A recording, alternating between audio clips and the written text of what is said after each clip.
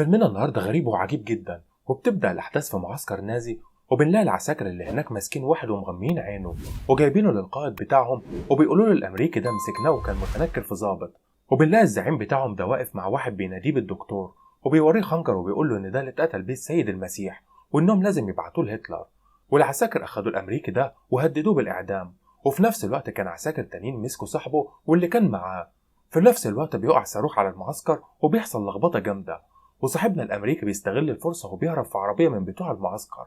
والعقيد ده بتاع الألمان أخد صاحبه والدكتور وركبوا القطر اللي رايح بيهم برلين. وقعد العميد ده يسأل الراجل ده لحد ما عرف منه إنه دكتور آثار في أمريكا، وإن هو وصاحبه جم هنا علشان يدوروا على الخنجر اللي هم لقوه.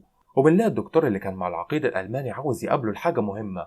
وفي لحظتها الراجل الأمريكي اللي كان هربان في العربية بيبص من الإزاز القطر وبيعرف إن الخنجر جوه، فبياخد قرار إنه ينط جوه القطر ده. وفعلا بيعرف يدخل، والعساكر افتكروه واحد منهم وادوله التحية العسكرية كمان. وبعد كده الدكتور عرف يقابل العقيد، وإن الحاجة المهمة اللي عاوزه فيها إنه عاوز يقول له إن الخنجر ده مش بتاع السيد المسيح، ولكنه مجرد خنجر أثري عادي. لكنه بيقول له برضه على حاجة مهمة، وإن في أثر تاني أهم بكتير جدا من خنجر السيد المسيح، وده موجود في القطر برضه، واسمه قرص أنتي كيسرا. وإن اللي بيملك القرص ده بيكون عنده قوة رهيبة جدا، واللي اخترع القرص ده هو أرشميدس. وطبعا سمعهم صاحب الأمريكي وعرفوا بيتكلموا عن إيه.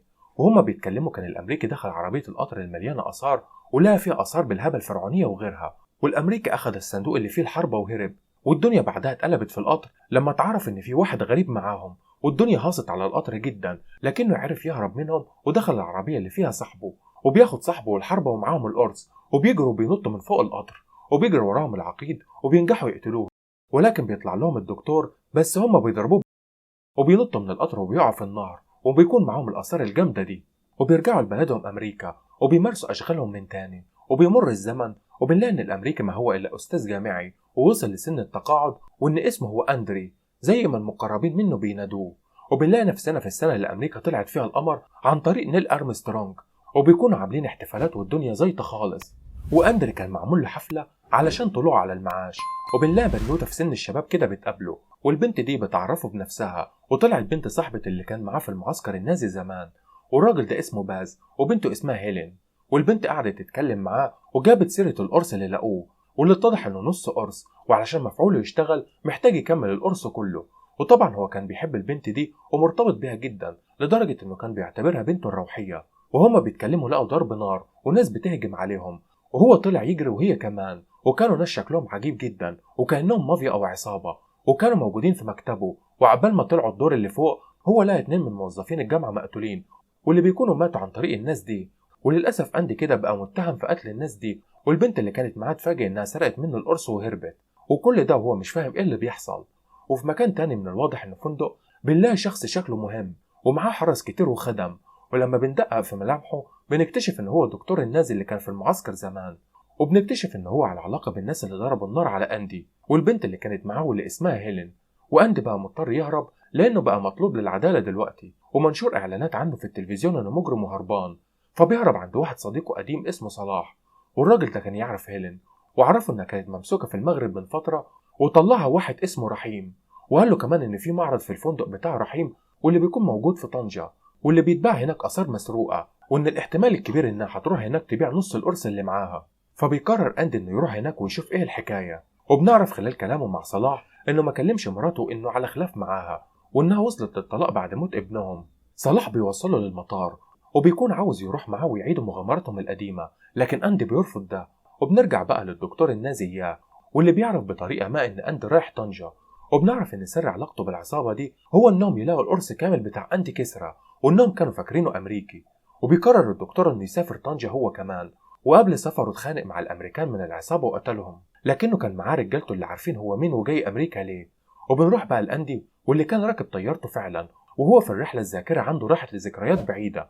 وده لما صاحب عمره باز ولقاه متوتر خالص وقعد يقول الألمان عندهم حق، واداه نص القرص اللي معاه وطلب منه إنه يدمره. وبالفعل بيوعده بده وبياخده وبيمشي، وبيودع بنته اللي كانت بنوتة صغيرة وقتها. ولكن أندي ما بيدمرهوش ولا حاجة. وبيوصل أندي للمغرب وبيروح فعلا للمعرض اللي هيلين بتعرض بالفعل فيه القرص، وبنلاقي ناس كتير جوه قاعدين بتعرض منتجات مختلفة. وهو داخل ولد صغير بتاع 15 سنة كده بيتعرض له وبيقول له ممنوع الدخول، أنا اللي بنظم الدخول هنا. ولكنه بيتجاهله وبيدخل. والولد بيشتبك معاه، وهيلين بتحاول تهرب بسرعة. وفي نفس الوقت بيوصل الدكتور النازي ورجالته، والدنيا بتهيس هناك، وخاصة لما بدأوا في ضرب النار. وبعد صراع طويل بينجح الدكتور انه ياخد انتي كسرى، وبعدين وهيلين واندي بيهربوا لقت رحيم المغربي، واللي من الواضح اللي كان بينهم مشروع خطوبة وهي هربت منه. وبتلاقيه بيطاردهم برجالته، ده غير الشرطة اللي وصلت على الأصوات دي. وبيطلعوا يجروا بسرعة، وبيقابلهم الولد اللي وقف أندي وهو داخل المعرض، واللي اتضح إنه صديق حميم لهيلين. فبيهرب بيهم بالتوك توك اللي كان راكبه، وبيروحوا بعدها لمكان بعيد. وبتتكلم هيلين مع أندي على إنهم لازم يلاقوا النص التاني من القرص الأنتي كسرى، وبتقول له إن أبوها كان عامل بحث حوالين الموضوع ده، واكتشف إن تم العثور على النص اللي معاهم في سفينة غرقانة، وإنه لابد من وجود النص التاني في نفس النهر. وبتقول له إن علوم أبوها كلها موجودة في دماغها، وإن كل مذكرات وهي عارفاها كويس. فبيقرروا يروحوا اليونان، وهناك يغطسوا ويدوروا على طلبهم. وبياخدهم أند البحار صاحبه بيمتلك سفينة، وبيكون معاه رجالة وأدوات غطس، وبيدخلوا بعدها للأعماق وبيغطسوا، وبيتعرضوا لتعابين البحر. وبيلاقوا السفينة الغرقانة فعلا، ولكن مش بيلاقوا النص التاني للقرص، لكن بيلاقوا صندوق عليه رمز وبيخص الأنتي كسرى. بس للأسف بعد ما بيطلعوا بيلاقوا إن الدكتور النازي ورجالته وصلوا وسيطروا على السفينة. وهيلين بتقول لهم إنها هتفك لهم الرمز، واللي بيكون موجود على الصندوق مقابل مبلغ من المال. والدكتور بيديلها شوية ألماس حلوين، وهي بتفك فعلا الرموز، وده من خلال علوم أبوها اللي في دماغها. وبتقول لهم على مكان النص التاني من القرص، واللي بيكون موجود في قبر أرشميدس، ولكن بتديهم مكان القبر غلط، وإنه موجود في اسكندرية في مصر، ولكن المكان الحقيقي بيكون في صقلية. وبتحاول هي والولد تيدي وأندي إنهم يهربوا بسرعة، ولكنهم بيشتبكوا مع بعض، وبيموت في الخناقة دي صاحب أندي. وبيوصلوا صقلية، وبيتخطف منهم تيدي عن طريق رجالة الدكتور النازي، واللي كانوا وصلوا هم كمان هناك. ولكن أندي بيقول لهيلين إنهم مش هيأذوه، وإنهم لازم يكملوا البحث بتاعهم. وبالفعل بيوصلوا الكهف، وبيعتقدوا إن إقليدس مدفون فيه.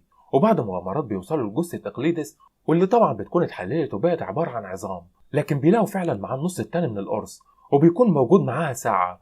فبيتأكدوا ساعتها من قوة أنتي كسرى، واللي بيتضح إنها عبارة عن آلة زمن بتنقلك لأي مكان في أي زمن.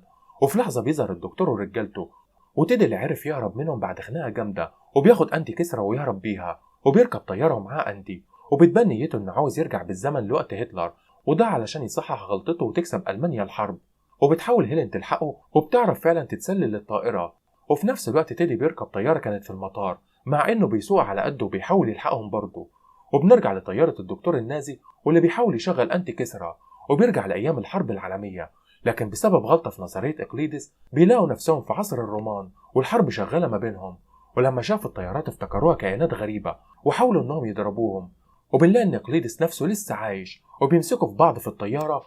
وأندي بينجح إنه بينزل بباراشوت مع هيلين، وبينزلوا للأرض وبيقابلوا إقليدس، وكان عاوز يفضل معاه في عصره. وهنا بترفض هيلين، وبتقول له إن أنتي كسرى أداة كلها شر مش خير، ولكنه بيطلب منها ترجع أمريكا وهو هيفضل مع إقليدس. بس بيلاقي رد قوي من هيلين، وإنها ضربته بوكس جامد. وبينزل تيدي بالطيارة وبيركبوا معاه علشان يصحى أندي من نومه، ويلاقي نفسه في عصره هو في أمريكا.